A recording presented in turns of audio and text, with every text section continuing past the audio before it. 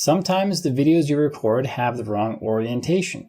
For example, this one is landscape. If I tip my phone sideways, it's going to take the full phone screen.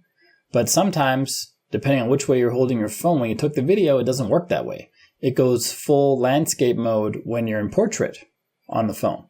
So if you tip the phone up, it goes full landscape. It's weird how it does that sometimes. To fix that, we can rotate the video just by tapping this button right here. Rotates in a circle, so you can rotate to whichever direction is required to fix the issue you had, and then you're done. And just to show you how I got here, it's in the Photos app. So if you're on your home screen, the Photos app looks like that. If you can't find it on the home screen, just tap this little search bar down here and search for it.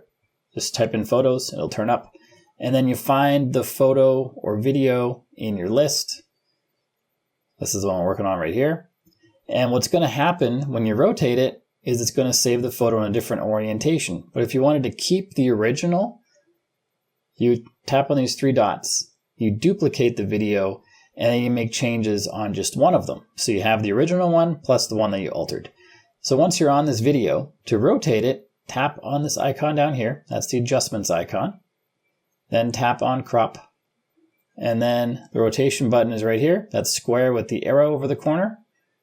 Tap on that. If you tap it 4 times, it's going to be all the way around. It rotates by 90 degrees on every tap. And then when you're happy with how the video is, tap on done. And now your video is saved in whatever rotation you chose. If you make a lot of photos and videos, you've probably realized that your phone storage fills up pretty quick with photos and videos. That's why I made this video, which shows you how to find more space on your phone. And if you like this video that you just watched, like and subscribe to let me know, and I'll see you on this next one.